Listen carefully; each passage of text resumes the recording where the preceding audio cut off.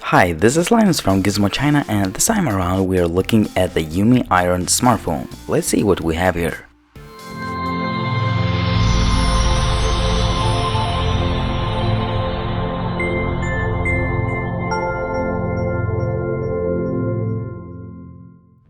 The packaging is a bit different than the majority of boxes, as you have to pull one side to open it up to reveal all the items, which are packed neatly. The accessories that are in the box include the instruction manuals, USB plug along with the USB cable, and last but not least, the company added USB OTG cable. Well, any extra accessories are a great thing. The device comes with a 5.5 inches display, which is very bright, sharp and vivid. Also, it has great viewing angles and natural looking colors. Overall, it is a superb panel for a budget device, and you will notice that immediately once you turn on the device.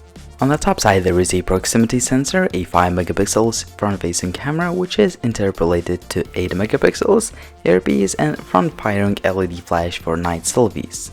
On the bottom side there are 3 touchscreen keys which are also customizable. In addition, on the bottom side there is a really nice looking notification LED which has a great looking pulsing effect. It flashes green for notifications and red for charging or low battery by default, but it can be customized. Here's why we call this model iron, as the backplate is made out of metal. It definitely feels like a high quality material and adds a bit of a premium look and feel. Also, it feels great in the hand. However, the top and bottom parts are made out of plastic material, as this is the solution Umi chose to implement to get a normal signal reception. On the top side there is a 13 megapixel Sony camera along with dual tone dual LED flash and noise cancelling mic. It is worth mentioning that the camera lens are surrounded by a quality stainless steel ring. On the bottom side there is a Umi Iron logo along with a loudspeaker. The metal shell continues around to the sides of the device, and it is secured to the rest of the body with visible screws which also provide a nice looking industrial design. In addition, you can find a dual nano SIM card or micro SD card slot up to 64 gigs which you have to open up with a pin. On the left side you can find a power on and off switch along with a volume rocker which are also made out of metal. On the top side there is just a headset jack, and finally on the bottom you can find a micro USB charging port along with the main microphone. Umi Iron runs Android 5.1 with a light Umi skin on top of it out of the box. The experience of using this device for a few weeks has so far been good. I didn't have any lags or hiccups if I was doing non-demanding stuff like browsing the web, Facebook or YouTube, etc.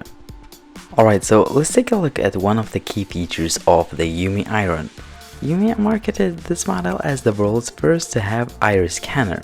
I had to retest this feature with the latest software as it did not work on the earlier software builds. In short, it works, but it is far from perfect. The main question here is how this method actually works. Well, you have to be in good lighting conditions, meaning that the camera may struggle scanning your eyes indoors.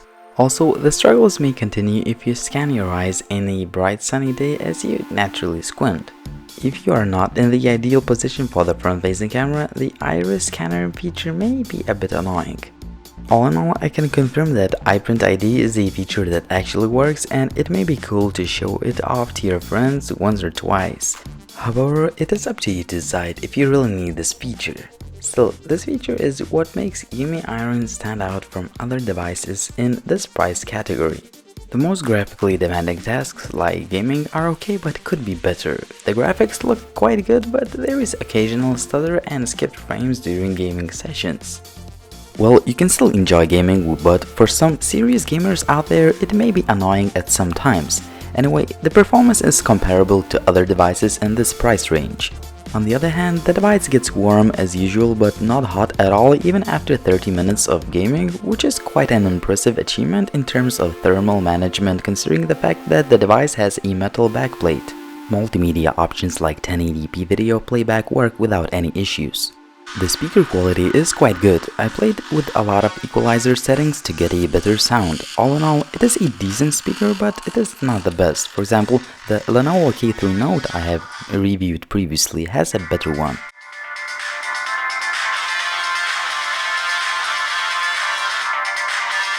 The music playback via headphones is kind of the star of the show on the Umi Iron. The company is really proud to implement a direct path hi-fi audio chip on a budget device.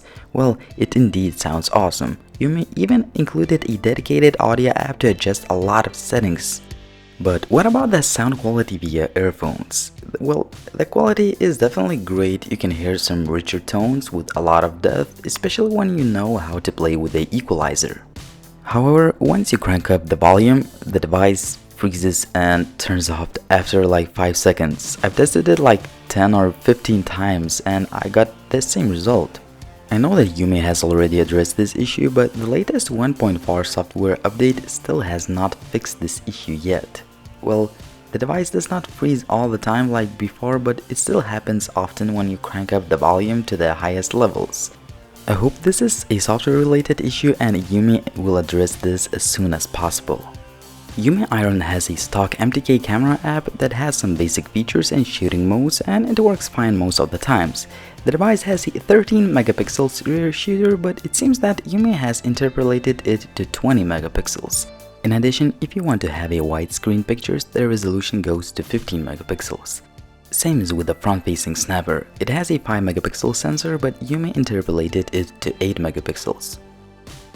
The camera on the back is capable of taking some good-looking images outdoors. The images have a good amount of detail and look quite sharp. The pictures seem to be a bit sharper due to software tricks which lead to upscaling images to 20 megapixels. Also, the color reproduction is good. However, usually the corners of the images are out of focus and look a bit blurry. Also, the dynamic range is usually off. Still, the daylight images are good for a budget device.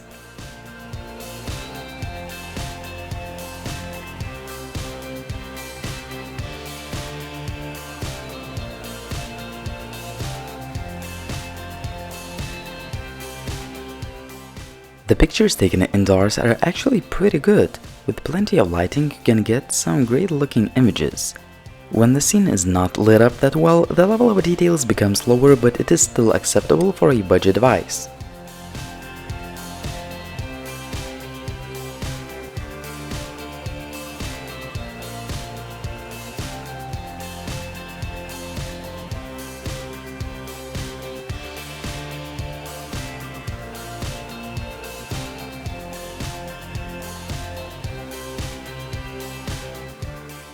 The night shots are just average. On the other hand, they have improved after the latest software update. Nothing major, but you can notice it.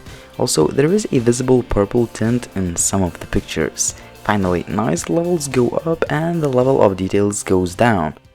Just please don't get me wrong here, Umi Iron is not a disaster in low light scenarios. It is simply the same as the majority of the devices in this price range.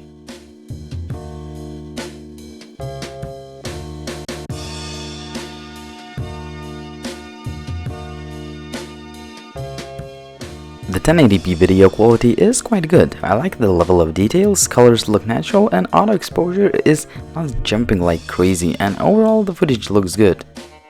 As far as connectivity options go, the call quality is good. I mean, it is not on par with flagship devices, but the signal reception is decent. As far as Wi-Fi, it has a good range and works without any issues. However, the GPS lock speed is very slow. A very first cold start of the GPS outdoors took me like 2 minutes, which was really terrible. Hopefully, this is something that Umi addresses in the future. On the other hand, once you get a fix, navigation is pretty accurate. As far as the battery life goes, a Geekbench 3 test score is very impressive for a budget device, as Umi Iron got over 6 hours of screen on time. The real-life test is not that great, but it is still good. This picture shows a very intensive use of the smartphone, which includes like internet browsing, YouTube, 3 different benchmarks, gaming, taking pictures, shooting videos, and etc.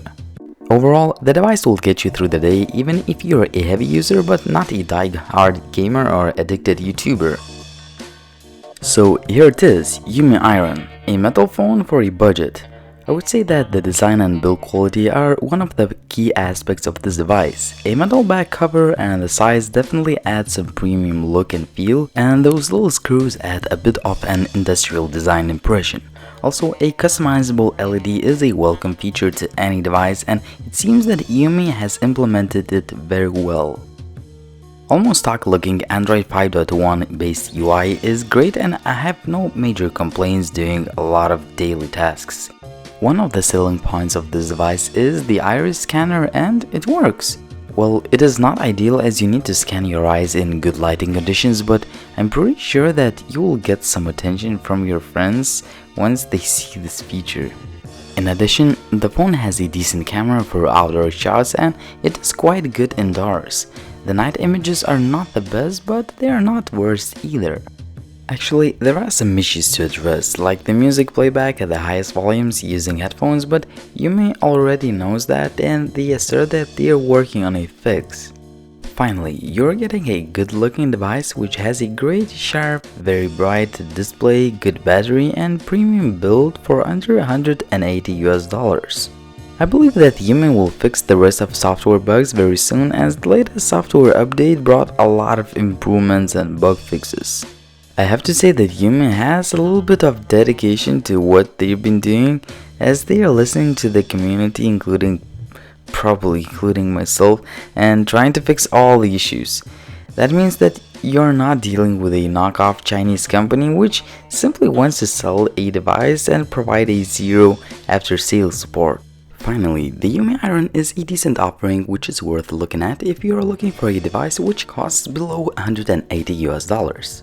It was Linus from Gizmo China. If you want to check out a more detailed review, please go to gizmochina.com. See you in the next one.